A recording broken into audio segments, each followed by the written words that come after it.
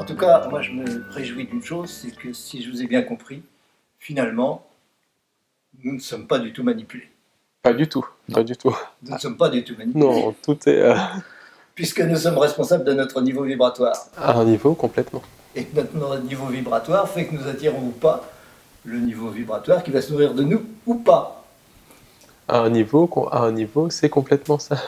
Et ben voilà. Mais le problème, c'est qu'on a été leurré à baisser notre niveau vibratoire en nous focalisant sur plusieurs niveaux, sur différentes pièces de théâtre, comme des pièces de théâtre de la politique, où il y a tout un symbolisme aussi qui manipule le subconscient, en nous mettant dans les pièces de théâtre de la géopolitique aussi, là aussi beaucoup de symbolisme, beaucoup de sigil qui manipulent le subconscient. Ensuite, au niveau spirituel, par des leurres au niveau spirituel, et par le quotidien, où tout est fait pour faire baisser notre vibration, que ce soit les tensions au niveau du quotidien, les virus psychiques aussi dont on pourra parler, tout le symbolisme dont a beaucoup parlé Karl. Donc c'est à nous de transcender tout ça, de se déprogrammer pour élever notre vibration. Et tout ça, qui en est responsable sinon nous-mêmes, puisque c'est nous qui sommes créateurs. À un niveau complètement. Simplement, notre capacité de créer a été complètement détournée par les entités sans âme parce qu'on l'a laissé faire. On l'a laissé faire parce que ça nous arrange. Exactement. Faire. Donc nous sommes entièrement responsables de la manipulation que nous subissons. Ça veut dire que tu pars du principe qu'on est en face d'entités qui sont nos équivalents. Si tu pars du principe qu'en fait ce n'est pas déjà, ce sont des entités donc, qui font partie d'un monde qui nous échappe et qui ont peut-être une connaissance qui nous dépasse de plusieurs milliers ou millions d'années, je ne sais pas. On n'est pas franchement en face, comme je disais tout à l'heure, c'est pas comment dire, c'est pas on est plutôt challenger quoi. Mais qui dépasse quelle partie de nous-mêmes? Pas nous, une partie de nous-mêmes. Oui, une partie de nous-mêmes. À laquelle nous voulons bien nous identifier, mais pas notre conscience. Oui, notre conscience est totalement libre par rapport à ça. Parce que la chose, c'est que, alors par divers mécanismes, les entités nous ont génétiquement modifiés pour créer le subconscient. Le subconscient qui est une espèce de robot pilote. Après, il y a des gens comme Castaneda qui l'appellent, je ne sais plus comment il appelle l'équivalent du subconscient, le cadeau empoisonné des flyers. Je ne sais plus comment il appelle ça. Le point d'assemblage, tu veux dire? Oui, peu importe comment il appelle. Comment il appelle ça. Et on est gouverné par ça, effectivement, parce que ça nous arrange de ne pas prendre nos responsabilités.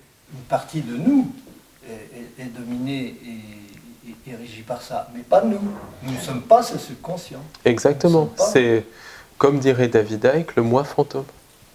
Oui, oui, oui. Nous ne sommes pas du tout, même si pour qu'il y ait une manipulation de notre subconscient, bah, il faut qu'on croie qu'on est au même niveau que ça, que ce qui manipule notre subconscient. Alors, notre subconscient, on est obligé d'en avoir un. On ne peut pas être sans subconscient, parce qu'on n'aurait pas d'ego sans subconscient. On ne pourrait pas être sans ego, puisque c'est l'ego, c'est au niveau de l'ego que se situe la conscience. C'est toujours au niveau de l'ego que se situe la conscience, c'est là où on s'oppose au reste du monde. Là où c'est la membrane qui nous sépare de l'univers. Il n'y a que là qu'il y a conscient. Tout ce qui est antérieur à ça, c'est-à-dire toutes les mémoires qui nous ont amenés là, c'est notre subconscient, et tout ce qui est au-delà, ce qu'on appelle l'au-delà, c'est l'inconscient qui est totalement collectif. Et même si dans le subconscient, ce qui est le cas, ces entités sont dans le subconscient, elles ne sont pas à l'extérieur du subconscient, elles ne nous dominent pas, elles ne sont pas notre but, elles sont notre passé. Donc si nous sommes manipulés par notre passé, c'est parce que nous le voulons bien. On est complètement d'accord. Ça c'est clair, et qu'on veut être guidé par cette espèce de robot pilote, parce qu'on se décharge de nos responsabilités. Exactement. Donc c'est par peur de la responsabilité créatrice que nous refusons d'être créateurs, et que donc nous donnons le pouvoir à ces entités. On est d'accord. Qu'est-ce que tu en penses? Comme je te disais, moi je pense que je pense qu'on est un peu plus infirme que ce qui n'est pas au niveau de la conscience. Je crois qu'on n'est pas au niveau de conscience où on devrait être normalement. Je serais d'accord avec toi si l'humanité était dans son niveau de conscience du type Atlante, Égypte, ou qui était vraiment dans son pur jus, de capacité créatrice, etc. Mais je crois que notre niveau de conscience, parce qu'on est des humains, on fait partie d'un tout. On fait partie d'un ensemble. On fait partie une même espèce, on va dire. Et qu'on le veuille ou qu'on le veuille non, l'espèce, quand même, a une histoire générale, et nous faisons partie de cette histoire générale. Et cette histoire générale, en fait, elle est en diminution de conscience. Ce qui n'était pas le cas, par exemple, des Atlantes, comme je disais, ou qui ont vécu d'autres niveaux. Donc je serais plus mesuré, moi, sur notre capacité à dire nous sommes responsables. Oui, on a une forme de responsabilité, évidemment. Je ne dis pas qu'on est irresponsable du pouvoir que l'on donne aux entités. Mais on a aussi une incapacité, des fois, à comprendre ce que l'on fait. Certes, mais c'est parce que tu nous identifies à l'humain. Or, nous ne sommes pas des êtres humains, nous sommes la conscience. La conscience, si elle se croit un être humain provisoirement, c'est son affaire, elle pourrait se croire autre chose, elle ne s'est pas toujours créée des humains, elle ne se croira pas toujours des humains. Mais c'est notre responsabilité de voir à quoi nous nous identifions. Oui, mais la conscience a choisi de vivre l'expérience humaine. Oui. Donc l'expérience humaine, c'est ça. Oui, oui, c'est l'expérience que nous vivons, simplement nous ne sommes pas prisonniers de cette apparente réalité. Et après, il y a cette espèce d'illusion qu'on est prisonnier de cette réalité par l'intermédiaire des programmes, de tous les programmes du subconscient, des égrégores, que ce soit les égrégores familiaux, les égrégores religieux, les égrégores même de l'éducation, les égrégores du pays, les programmes comme les programmes du sauveur externe, tout nous amène à penser, les égrégores de la science, qu'on est prisonnier de cette réalité. On est dans une illusion, qui est certes une illusion, mais qui est une illusion quand même, qui est très solide, qui paraît très solide en tout cas, à cause de tous ces programmes. Et puis après, il y a aussi les influences de certaines entités, le contrôle mental, l'intelligence artificielle. Donc, la conscience est comme enfouie sous un tas de fumier, donc c'est à nous de la retrouver. Oui, enfin, en tout cas, tant qu'on croit qu'on est dans la prison, on est prisonnier. Mais on n'est pas obligé de s'identifier à l'être humain. L'être humain, il est au milieu d'autres êtres humains, il est dans un univers qui semble matériel, tout ça. Mais ça, c'est une identification qui est assez automatique, mais elle n'est pas obligatoire. Et justement, la libération passe par le fait de ne plus s'identifier à l'ego, au corps, à la nature humaine, mais s'identifier à la conscience elle-même. Et c'est à ça que mène l'éveil et l'illumination, c'est à s'identifier non pas à l'être humain, pas du tout à l'être humain, mais au créateur de cet être humain, et donc au créateur de la prison qui va avec, puisque si je me crée en tant qu'être humain, puisque je suis créateur de ma réalité, en tant qu'être, pas en tant qu'homme, l'homme ne crée rien du tout, c'est l'être, c'est la conscience qui crée. Si je me crée en tant qu'être humain, évidemment je crée avec moi un univers pour être humain, qui est complémentaire. Et si je me considère comme prisonnier, évidemment, il y a les entités qui répondent à ma demande. Mais c'est ma responsabilité. Et je crois que c'est justement, puisque vous disiez que le travail spirituel, le travail sur soi, la prise de conscience de ce qu'on est vraiment, permet de se libérer de tout ça. Ça permet de se libérer de tout ça parce qu'on reconnaît à un moment ou à un autre qu'on n'est pas ce qu'on croyait. Je me croyais le petit corps prisonnier dans un monde qui, lui, effectivement, ne demande qu'à être manipulé un maximum par tout ce que vous avez dit là-dessus, et qui a un constat, tout le monde n'ose pas le faire, mais c'est un constat qui est flagrant. Mais cela dit, nous ne sommes pas cela. Donc nous sommes libres. C'est nous qui appelons ça, et c'est en prenant conscience que c'est nous qui appelons ça tout le temps qu'on se libère. En se disant, à partir de maintenant, c'est terminé, je révoque. C'est ça, le mot révocation des contrats d'âme, parce qu'on est aussi programmé par ces entités à renforcer toute cette prison, à renforcer tout ça, puisque je pense personnellement qu'elles nous utilisent pour créer leur réalité, puisqu'elles n'ont pas la capacité de créer, donc elles court-circuitent notre capacité à créer, donc c'est vraiment révoquer les attaches avec ces entités, et aussi révoquer tous les programmes de contrôle mental par égrégore, intelligence artificielle, et puis par beaucoup d'autres choses. Oui. Toutes ces parties de nous-mêmes qui nous sont bien confortables en fait, parce que Exactement. c'est bien pratique d'être manipulé. Hein. Ça évite d'être responsable justement. En fait, c'est toujours délicat parce que là, on est sur un chemin, sur un cheminement. Maintenant, moi, quand je pense à la personne qui vit sa réalité sans avoir ces notions-là, qui vit une réalité qui travaille ou qui est en la guerre, qui vit une vie de concret. La nature humaine, elle vit une réalité concrète, la maladie, des choses et ces notions-là, en fait, qui sont très éthérées, en fait, spirituellement, vont pas venir percuter sa réalité. Quand tu vis un drame ou quand tu vis quelque chose comme ça, tu es très loin de ces notions-là. Pour arriver à ce niveau-là de conscience, moi, si j'entends bien si je comprends bien ce que tu veux dire, pour arriver à ce niveau-là de conscience, c'est un vrai cheminement. C'est pas juste une décision.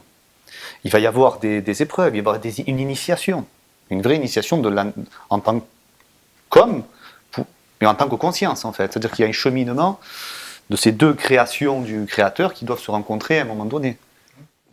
D'autant plus, et si je peux encore rajouter un truc, que dans notre quotidien, tout est fait. Alors c'est par le système lui-même, système pyramidal, on l'appelle ce qu'on veut, mais tout est fait pour nous garder dans cet état de vibration extrêmement basse. Par exemple, beaucoup de gens, on en parlait tout à l'heure, ils vont penser à manger, à garder leur travail, donc ils vont penser à survivre, ils vont pas penser à faire cette recherche, parce que le système veut ça. Après, et puis même une mère qui perd son enfant, en fait, Dieu lui-même vient lui expliquer que c'est pas grave, elle souffrira. Oui, dans sa chair la plus clair. profonde, en fait, en tant que femme, même pas en tant que conscience.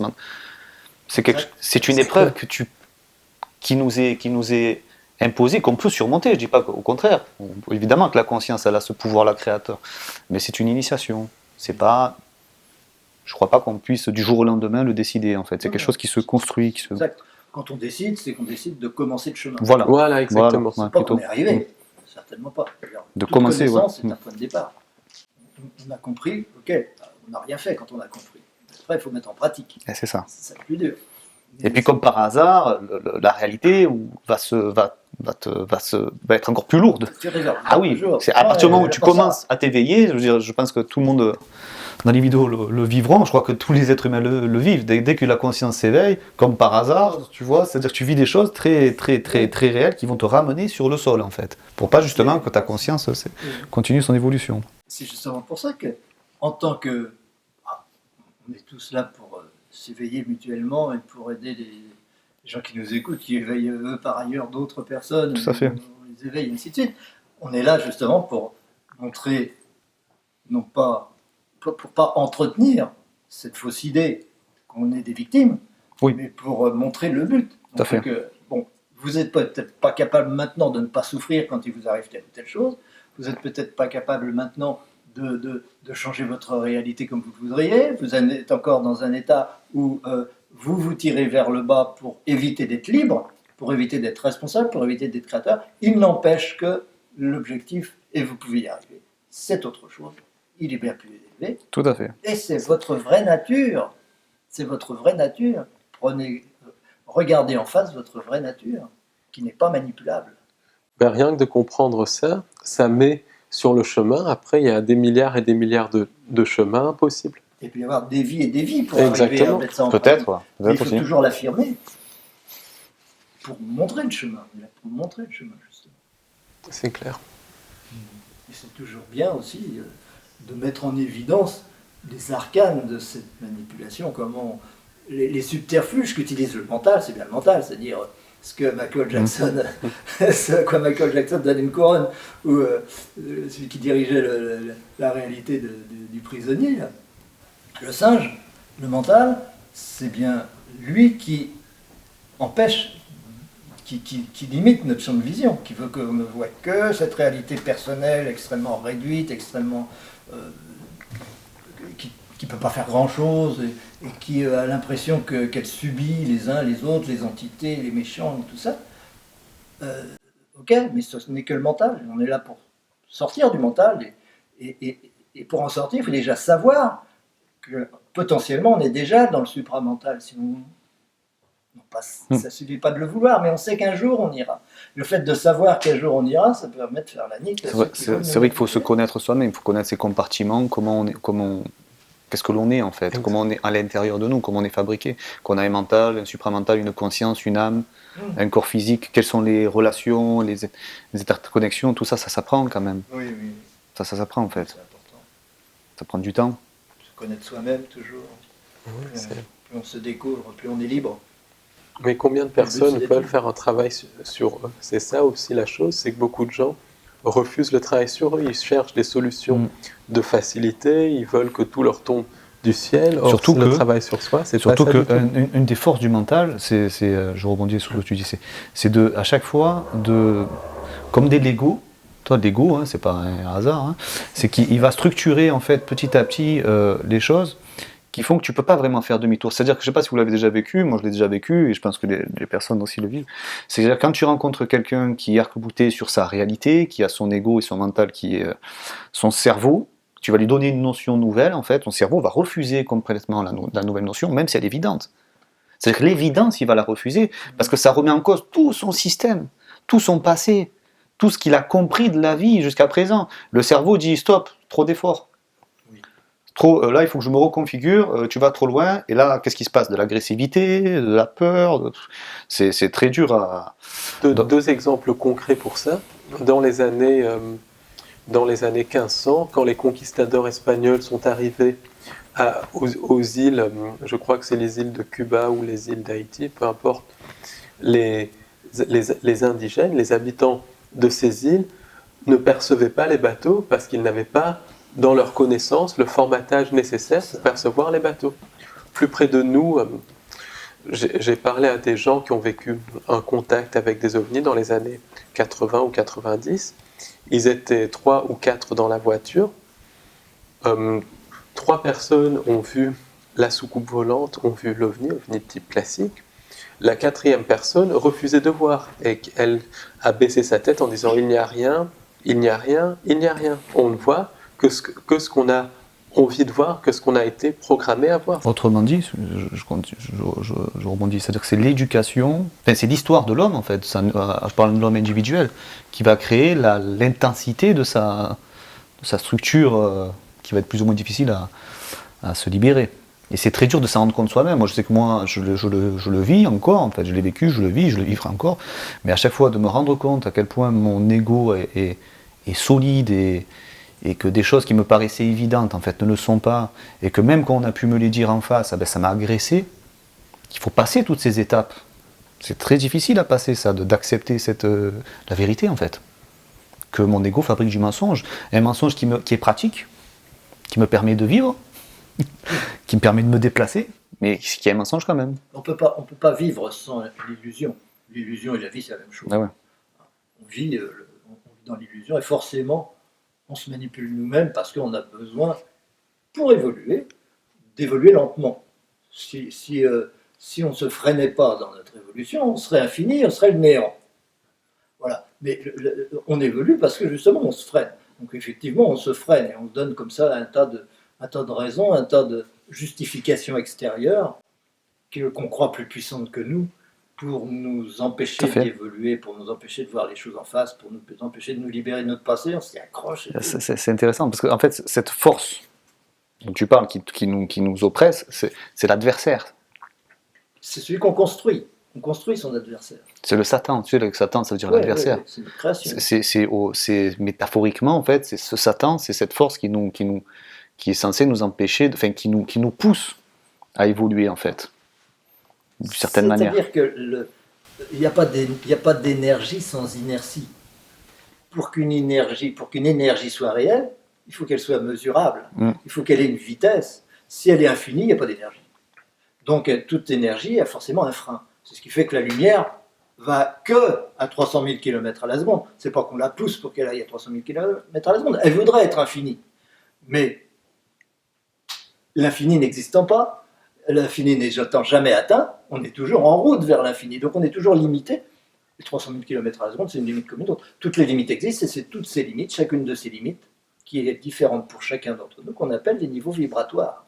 Et c'est très important de prendre conscience que l'être humain n'est pas un niveau vibratoire figé, mais que chacun est un niveau vibratoire qui passe son temps à essayer de grimper et de changer de niveau vibratoire, et que ces niveaux vibratoires sont absolument libres. C'est-à-dire que notre relation au but, notre acceptation par rapport à notre réalité, et notre acceptation de nous libérer de notre passé ou de s'en servir comme un boulet qui nous tire en arrière, ça est complètement libre, et tout est possible de ce côté-là. C'est une question de le mental, tu as raison de le dire, il est paresseux, il ne veut pas, il a peur. Il est comme ça. Le mental, Il est il est là construit. pour freiner. Il est construit de cette manière, en Oui. fait. Il se constitue Oui, comme c'est ça. normal. Il faut l'aimer bien. Simplement, il ne faut pas s'y identifier. Et dire, ah, parce que le mental, c'est le conscient, alors je suis le mental. Pas du tout. Je suis beaucoup plus mon inconscient que mon conscient. Et donc, je suis beaucoup plus l'énergie universelle que ma personne. À partir de là, à moi de le devenir. Mais si je n'ai pas la vision de ce devenir, je freine d'autant plus, puisque je ne crois qu'à mon passé. Oui. Je ne crois qu'à ma nature humaine. Donc je m'y accroche et je me dis, oulala, je suis perdu, parce qu'il y a tous les méchants qui essayent de me manger, alors qu'en réalité, c'est moi qui, parce que je veux absolument être un être humain, je m'offre en pâture à cela, parce qu'ils me servent bien à ne pas avancer. Je ne veux pas avancer, Oui, je ne veux pas évoluer, je ne veux pas trouver Dieu. Et c'est très juste ce que tu dis, parce qu'une des barrières du mental, c'est par exemple, le mental lui-même va créer certaines barrières. Si quelqu'un du jour au lendemain casse son mental, il pète complètement les plombs. Beaucoup de cas de folie peuvent s'expliquer comme ça, parce que le mental a fait des barrières de telle sorte qu'on ne peut absolument pas fonctionner sans lui. Donc c'est tout doucement déjà l'intégrer et le déprogrammer tout doucement. Et pour le faire, il faut s'identifier à autre chose qu'au mental, il faut se placer au-dessus. Mais il faut Parce que si on se place au-dessus, il n'y a plus de problème si le mental se change. Il va changer. On est content qu'il change. Sinon, il ne change pas parce qu'on se dit, il n'y a que ça, il faut que je reste comme ça, sinon je disparais. Mais non, je ne disparais pas, puisqu'il y a tout le potentiel qui n'attend qu'à être manifesté.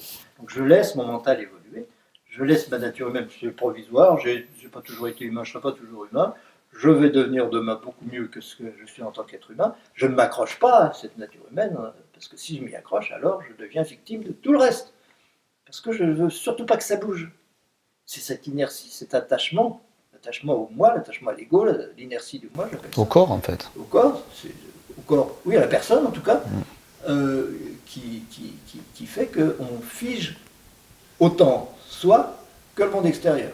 Et après, on croit que ces entités ont une réalité irrévocable et qui sont plus fortes que nous.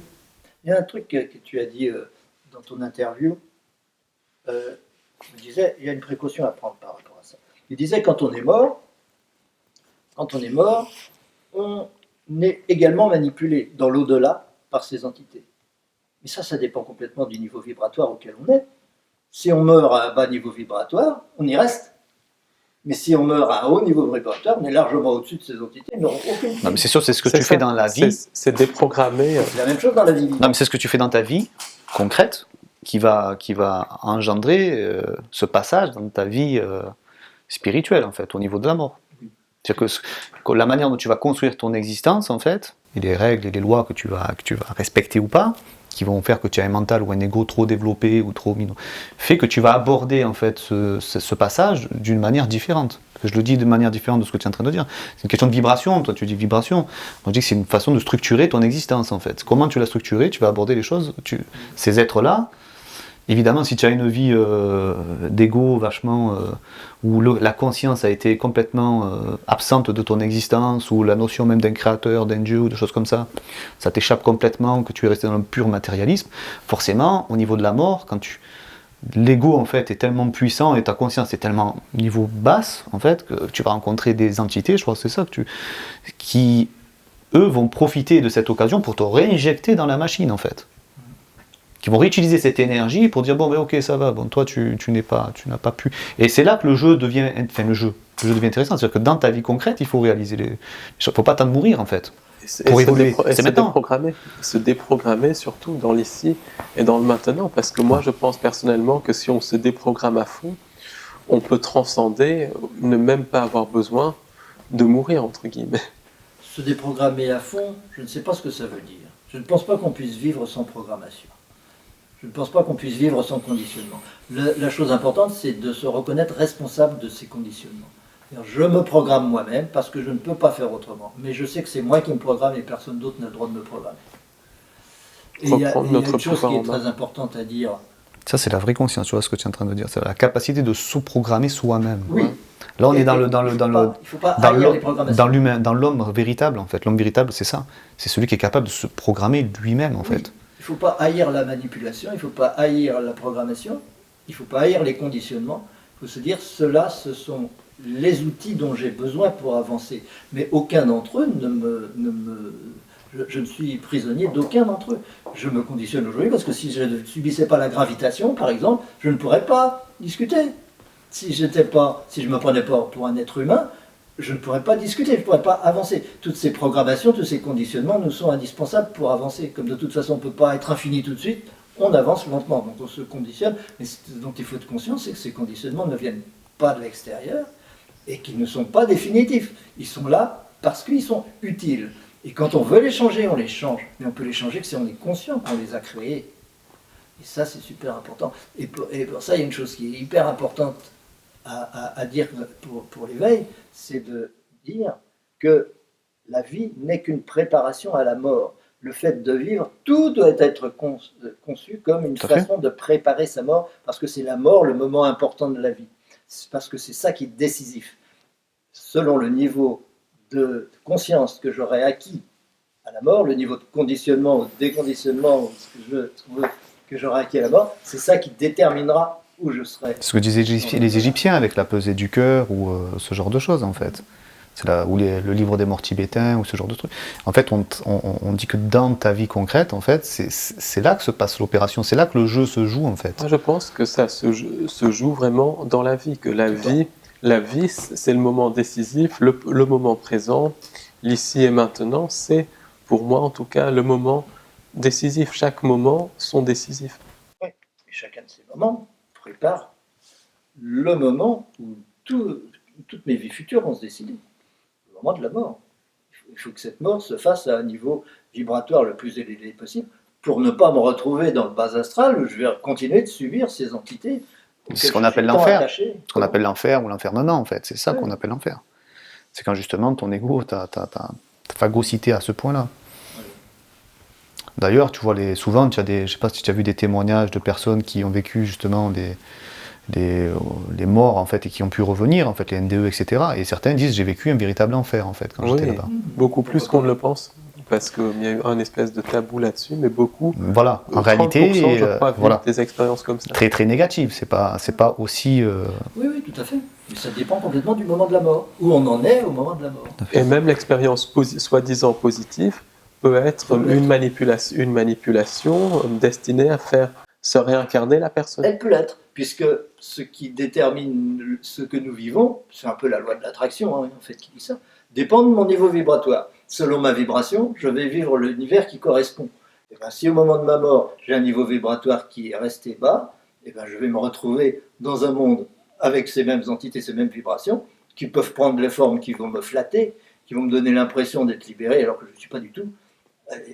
Mais par contre, il ne faut pas oublier que si le travail s'est fait, et si j'ai réussi à un peu plus me rapprocher de ma vraie nature, et bien, ces entités que je vais rencontrer correspondent effectivement au niveau vibratoire que j'ai acquis. Elles peuvent être très élevées quand même.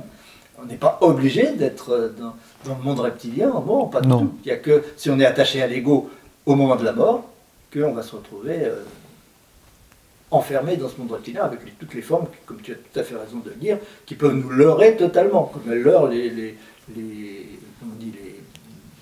channels, toutes ces choses-là. Les médiums, ouais. D'où l'importance d'être toujours dans la joie, dans la conscience, dans l'amour, pour toujours avoir une autre vibration, pour ne pas être à la portée de ces Moi, je voudrais toujours rajouter quelque chose par rapport à ça, parce que des fois, l'amour, en fait, c'est-à-dire que pour moi, de ce que j'en ai appris,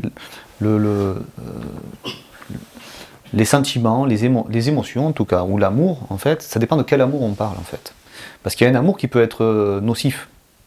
aussi. Et ça aussi, il faut apprendre à... Oui, très important. Voilà, c'est pas... Parce que tout le monde parle toujours d'amour comme si c'était quelque chose... Non, dans l'amour, j'aime le chocolat, j'aime ma femme, j'aime mes enfants, ça n'a rien à voir en fait. Hein. On est dans des notions... Et l'amour en fait inconditionnel, divin, qui te lie à la source, je pense que c'est le seul amour vraiment assez puissant pour que tu gardes ton centre. Mais après, par exemple, l'amour amoureux, qui peut être confondu avec du désir ou des choses comme ça. Donc quand les gens leur disent ouais, soyez dans l'amour, oui, pas l'amour de manger tous les matins, enfin tous les soirs du McDo, ou voilà. Oui, c'est clair. On parle d'un amour vraiment Ça, c'est des programmes. qui se travaillent. Un amour programmé, ça. Et ils te font croire. Et ça, je dis ça, c'est un piège, parce que moi je l'ai vécu, ça, donc j'ai pas mal de personnes qui l'ont vécu aussi autour de moi. En croyant être dans l'amour, en fait, ils n'étaient pas, en réalité. Oui, bien sûr. Oui, Ils font plus de mal qu'autre chose. Beaucoup de gens qui se disent dans l'amour, qui se disent complètement déprogrammés, sont plus Tout à fait. programmés que tout, plus dans le jugement que tout. Hein. Tout Ça, à fait. Ça, on en connaît tous, je pense. Très important. Donc c'est vrai que c'est des notions qui sont à... C'est ce qu'on disait tout à l'heure, derrière les mots en fait. Ouais, C'est vraiment très important. essayer d'être le plus précis parce que... Eh oui. Les mots, préciser le sens des mots, Mm. c'est le discernement, Mm. c'est la base de la métaphysique. Il ne peut pas y avoir de métaphysique si on ne définit pas les mots. Sinon, le fait de ne pas définir les mots, c'est aussi un subterfuge du mental pour rester dans la confusion et pour ne pas évoluer. Tout à fait. C'est Confucius qui disait là où les mots n'ont plus de sens, la liberté disparaît. Et le but de mélanger les mots, de confondre, de ne pas donner un sens précis aux mots, et de dire, en fait, c'est le but de ne pas être libre. La liberté étant ce qui fait le plus peur à l'être, on ne veut pas être libre. Personne ne veut profondément être libre, sinon nous le serions. Ben, c'est terrifiant. La liberté est terrifiante en fait. C'est terrifiant.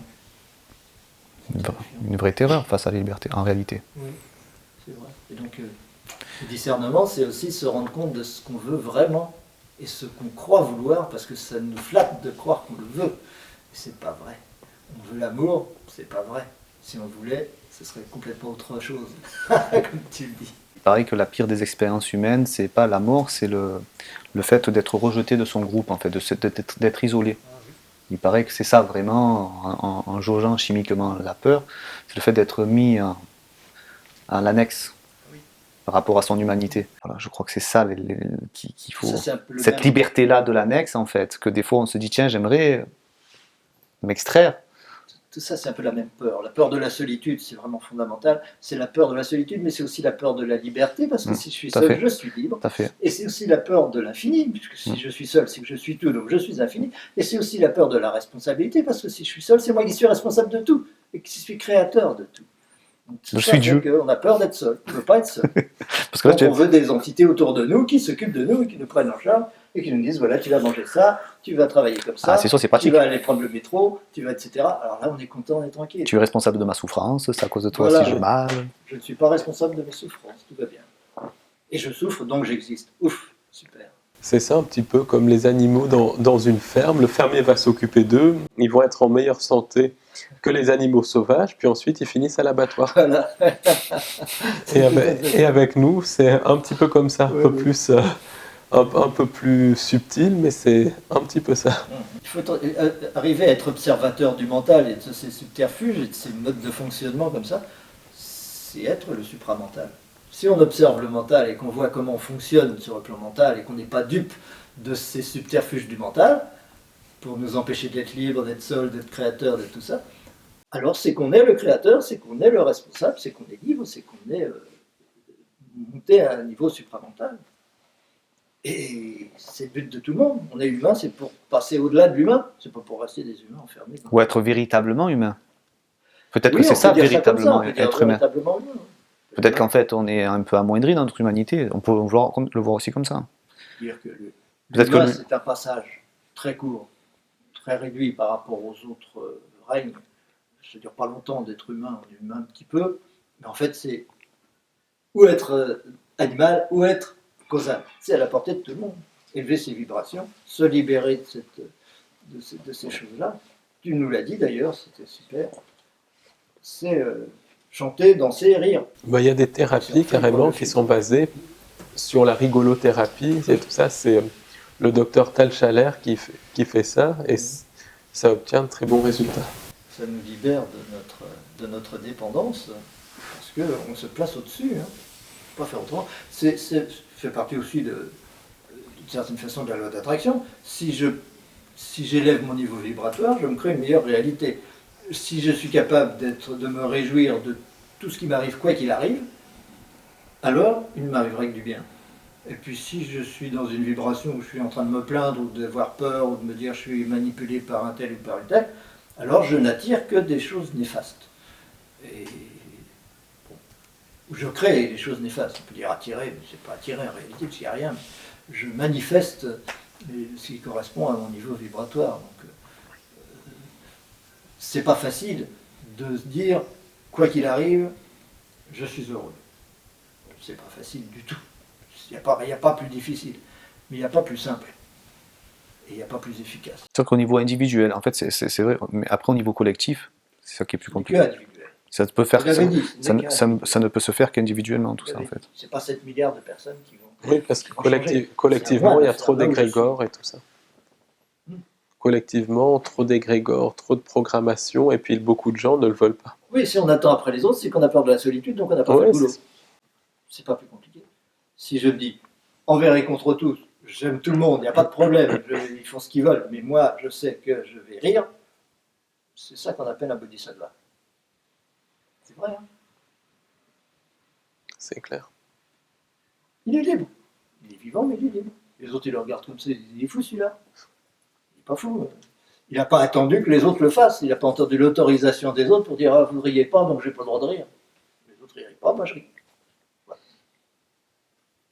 Et en élevant les vibrations, évidemment, c'est contagieux. Il y en a d'autres qui vont se dire, bah, pourquoi pas, il a raison, je vais rire aussi.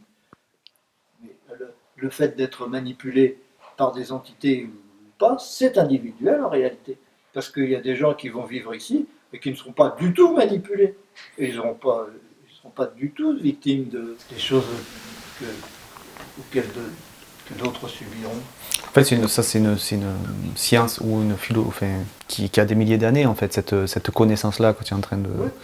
Ça a des milliers d'années. Je crois que là, on vit une période un peu particulière, dans le sens où on essaie d'avoir la capacité de décrire les choses. C'est-à-dire qu'avant, en fait, ils décrivaient les choses en disant des démons, des dieux, des ceci, des cela.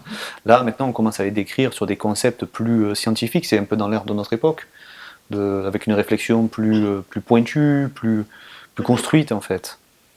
Donc, la contrepartie, c'est qu'effectivement, à montrer quelque chose, on le met en évidence, et des fois, on lui donne plus de pouvoir que ce qu'on voudrait. C'est que la contrepartie de parler par exemple des entités, des reptiliens, etc., c'est de leur donner une importance, et tout ce qui attire l'intention lui donne de l'énergie.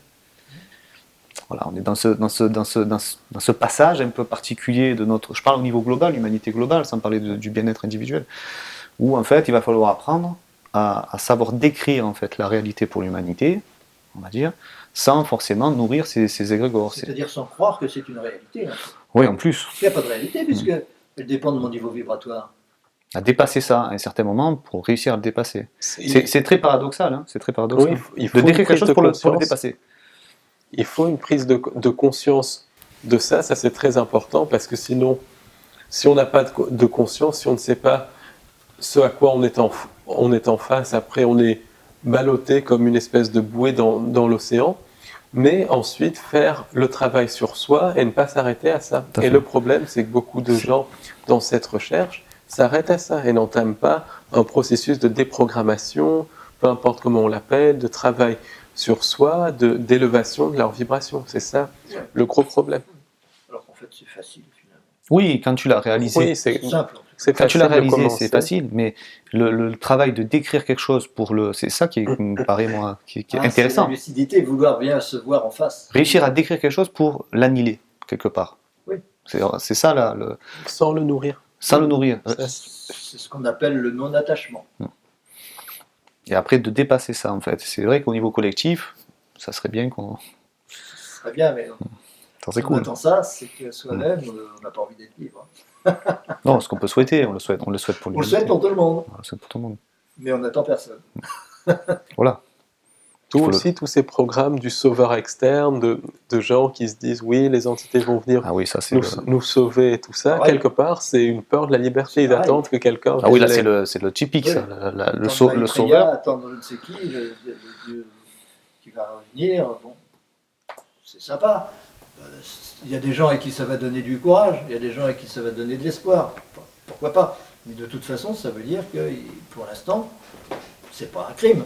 Mais pour l'instant, ils n'ont pas envie de se prendre en main. Mais c'est une impuissance, hein, c'est un constat d'impuissance en fait. Quand tu recherches à l'extérieur, c'est un constat d'impuissance en fait. Ils se disent voilà, je n'ai pas la capacité, donc j'attends le Messie, ou voilà, tous ces êtres venus de l'espace, ou des choses comme ça. Donc c'est une reconquête pour eux. On le vit tous, je crois de toute façon, si on est là à parler en tant qu'être humain, je crois qu'on est tous quelque part à des degrés différents, mais dans cette évolution en fait. On n'est pas encore libéré. Oui, ça c'est clair. Ça c'est clair. Personne ici est libéré. Et tant mieux. C'est pas possible. Et tant mieux, c'est ça. C'est ça. D'accord, c'est merveilleux. Voilà. C'est ça. Après, je crois que l'expérience, c'est une lanterne qu'on porte dans le dos en fait. Elle permet de nourrir ceux qui suivent, en fait. Donc c'est ce qu'on peut partager. Voilà, c'est ce que je voulais dire. On nous apprend quand même à ne pas reproduire on peut quand même observer comment on a fonctionné jusqu'à maintenant et se dire bon bah ça va, stop, je fonctionne autrement. C'est souhaitable en tout cas. Ouais. En tout cas au niveau macro, on voit que ça se complique à chaque fois. C'est-à-dire que de civilisation en civilisation, c'est de plus en plus compliqué à chaque fois au niveau de. Tout est fait, je pense, pour compliquer les choses. Ah, c'est fantastique. Pour qu'on se perde dans des méandres, oui, dans des illusions, dans des choses, dans des complications, des nœuds au cerveau. Je pense que c'est voulu à la fois par le système, à la fois aussi par les programmations du système, par les programmes que nous ont mis les entités et par nous, parce que beaucoup de gens s'accommodent de ça, parce que ça leur évite de penser à autre chose. Quand même toujours notre mental qui organise ça. Oui, quand on monte. Notre indépendance, elle est organisée par nous-mêmes. Il y a une notion que je voulais ajouter là-dessus, en fait, sur le mental, parce que je crois, moi, que le corps, je te disais tout à l'heure, en fait, que la glande pinale, tu sais, la fameuse glande pinale qui est calcifiée maintenant. Ah oui. Il y a une calcification, et j'ai pu le voir, en fait, sur des scanners, en fait, c'est vrai, hein, au niveau des glandes pinales, elles se calcifient au niveau de l'humanité, ce qui n'était pas le cas il y a... Avec le fluor, notamment. Avec tout ça. Et tu me parlais tout à l'heure de biodécodage, et c'est vrai que le corps, en fait, quelque part, le mental, en fait, a un impact tout de suite sur le corps, en fait. Là, on commence à le voir. Tout ce qui est développement de maladies, dès que le mental commence à partir dans une direction, il est capable de provoquer des maladies, des choses comme ça. Et c'est vrai que l'on voit, en fait, parce que tu parlais de phagocytage, que la façon dont il s'exerce ou il s'entraîne à modifier nos corps par rapport à une industrie de l'alimentation, de la pharmaceutique, etc., et d'abord, en fait, l'espoir de phagocyter notre mental, en fait, de diriger ce mental encore plus fort que ce qu'il pouvait le faire avant. Donc en impactant nos corps, ils impactent aussi notre mental.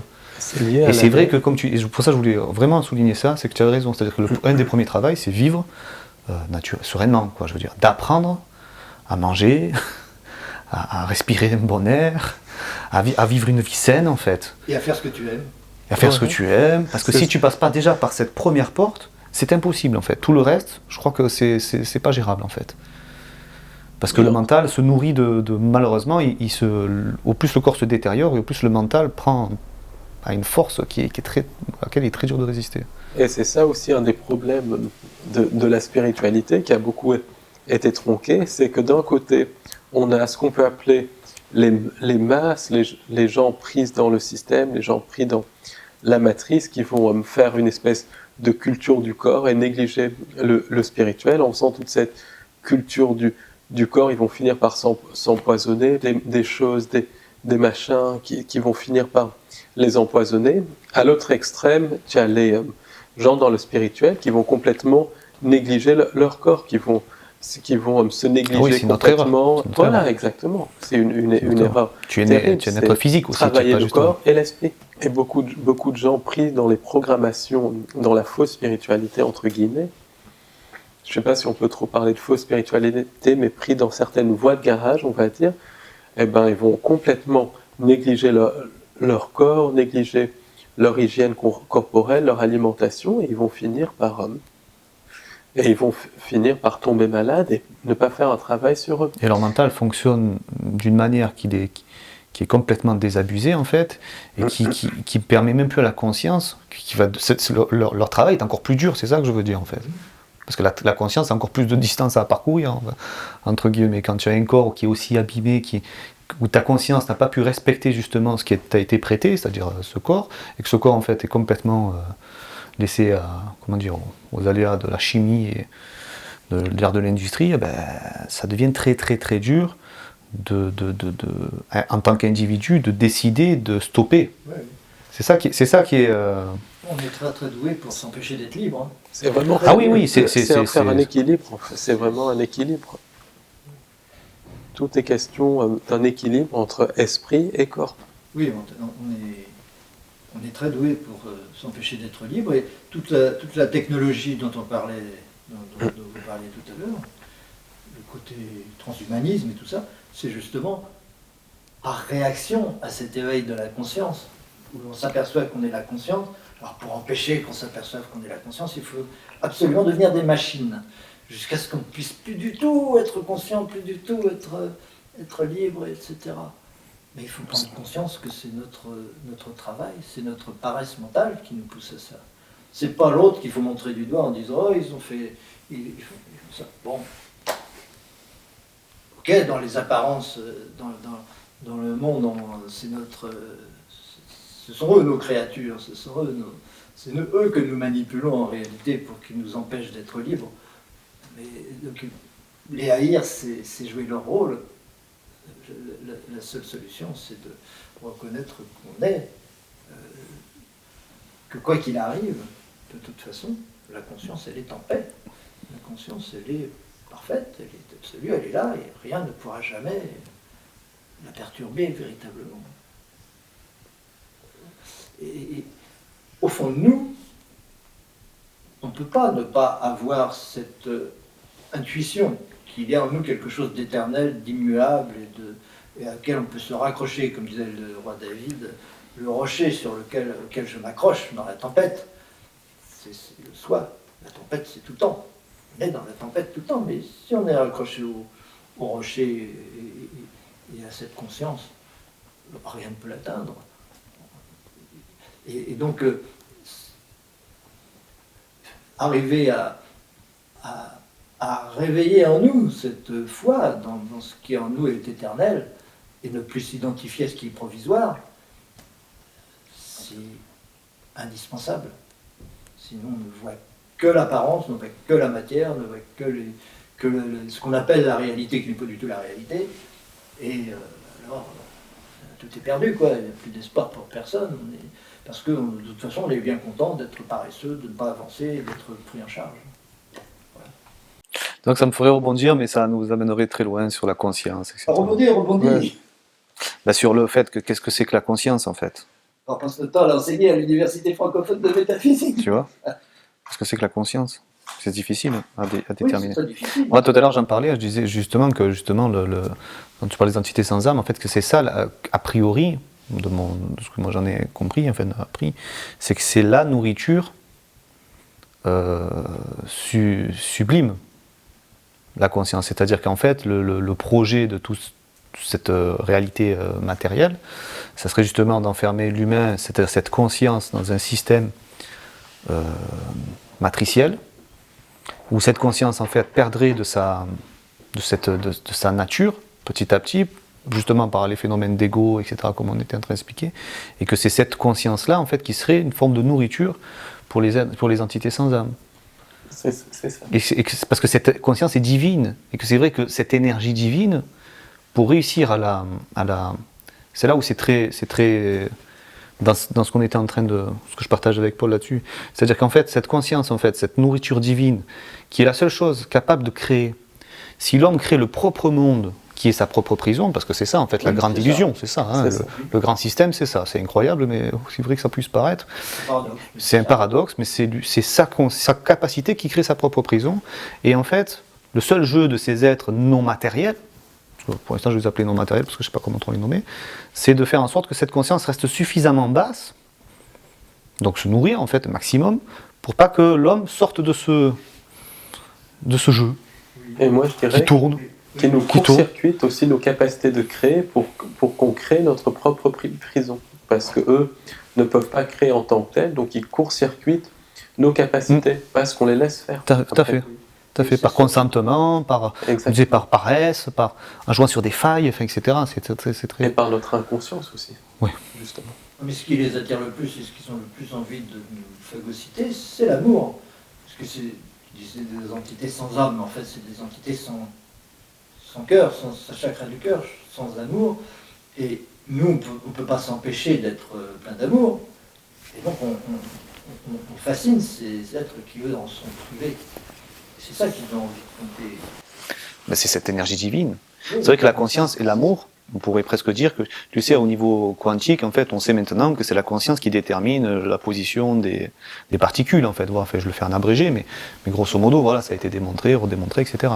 Et c'est vrai que ça veut dire quelque part que c'est la conscience, ou une conscience, en fait, qui fait que tout ce qui nous entoure, en tout cas, que ce soit une illusion ou pas, ben, c'est le fruit d'une conscience, en fait. Donc c'est ça l'énergie divine, c'est cette conscience que nous avons en nous, et c'est vrai qu'on peut l'appeler aussi amour, parce que l'amour, qu'est-ce que c'est? C'est une force d'attraction qui permet que les choses se réunissent, en fait, et qui correspondrait à cette réalité matérielle. Donc, nous, à l'Université francophone de métaphysique, c'est parfaitement clair. La conscience, c'est la répulsion, l'amour, c'est l'attraction. On ne peut pas confondre les deux.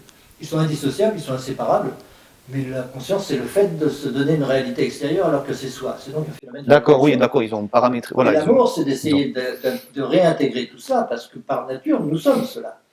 Donc nous avons besoin de réintégrer cela et redevenir cette... ils ont conceptualisé un seul bloc de deux facettes, en fait, d'une même principe. C'est les deux...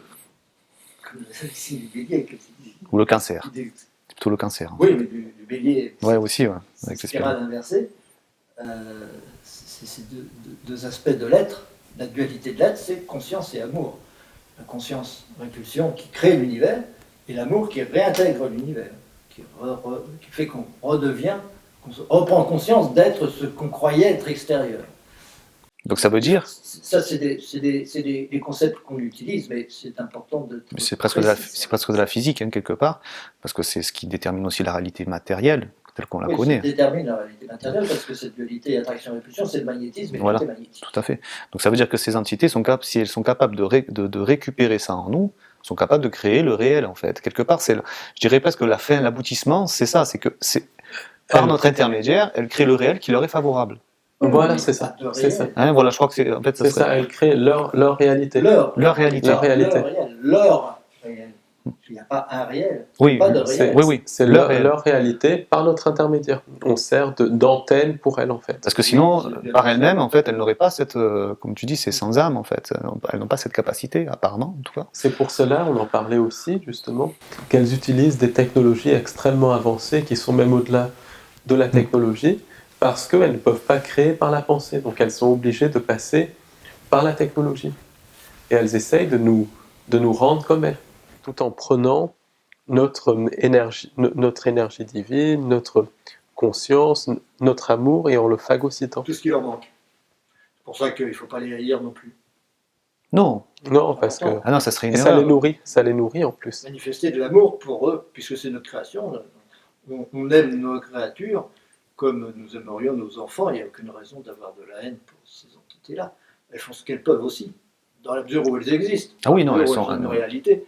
Dans notre illusion quotidienne, bon, on ne va pas les haïr. Juste dire, bon, elles sont infirmes, elles essayent de se raccrocher à ce qu'elles peuvent. C'est nous qui leur servons de nourriture. Ok, ça ne va pas durer éternellement, parce que le jour où je dis stop, je ne suis pas votre nourriture. Par contre, elles nous font croire, systématiquement, ça je l'ai vu, que c'est elles qui nous ont créés. Ça, je sais que c'est quelque chose qui revient, qui est récurrent. Hein, c'est-à-dire toujours se proposer, tout présenter. Humain, ça c'est autre chose.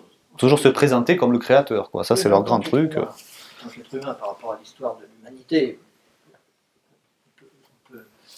c'est bien possible. Mais nous ne sommes pas des êtres humains. Nous sommes l'être tout court. Et tant qu'on s'identifie à la personne, on est foutu. On est dans une prison. C'est normal de croire qu'on est dans une prison si on se croit une personne. Nous ne sommes pas une personne. Nous sommes l'être. Et cet être, il est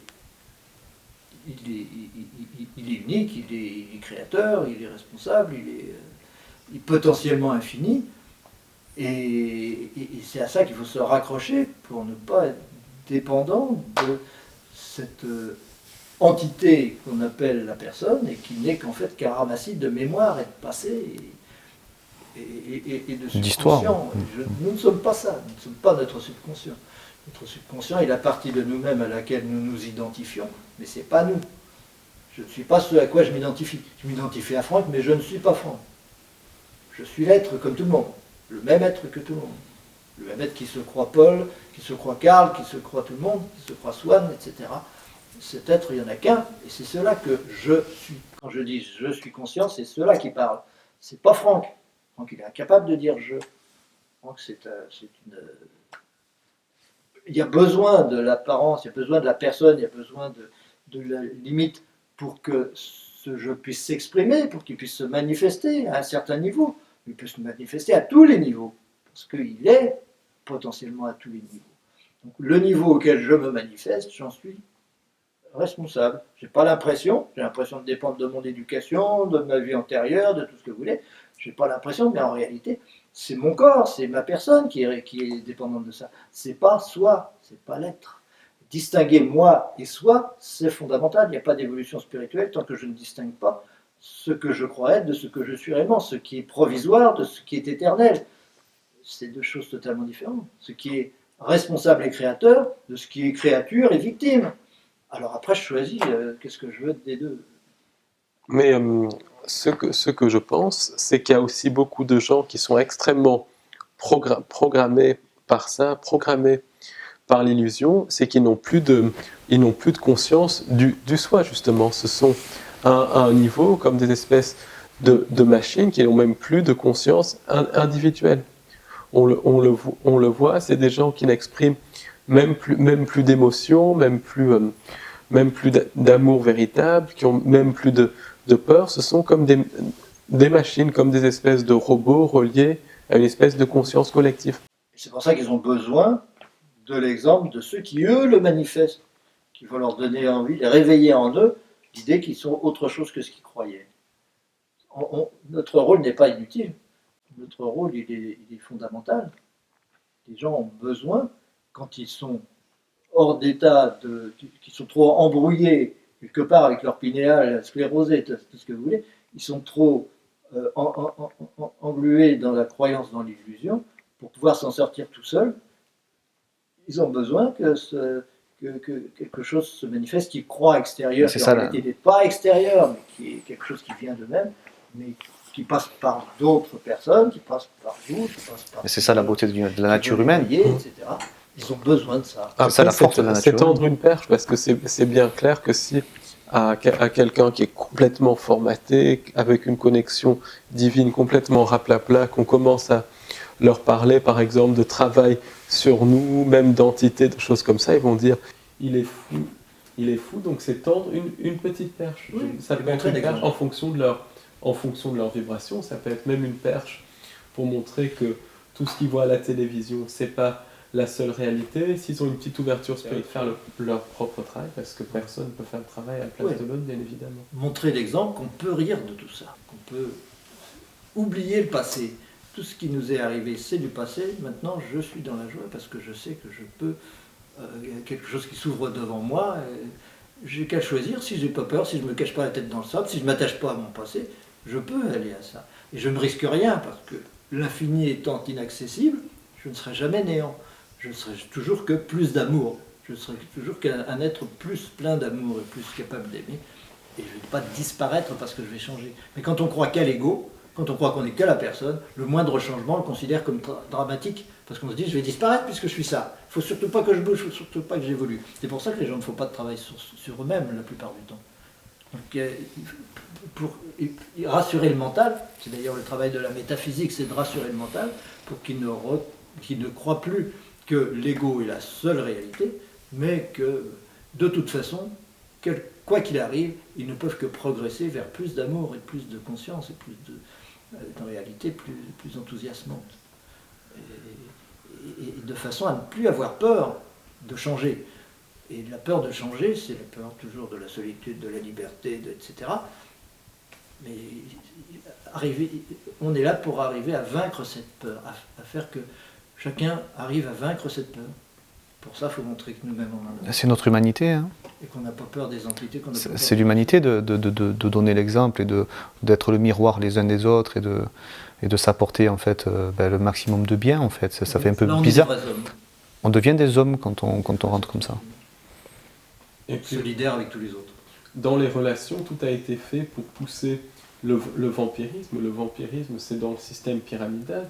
Le vampirisme, par exemple, c'est au niveau, au niveau des taux d'intérêt. Ça, c'est des exemples classiques. Au niveau de l'échange, des choses comme ça, les gens vont donner ça, et après les autres vont prendre ça. C'est casser cette spirale de vampirisme, de vampirisme entre nous, pour que les entités ne puissent pas nous vampiriser. Ça, c'est fondamental. Il faut prendre conscience de ça pour justement ne plus servir de nourriture à ces entités. Donc élever notre vibration au-delà du vampirisme. C'est-à-dire au-delà du mental. C'est ça. Et nous avons notre propre maître. Exactement.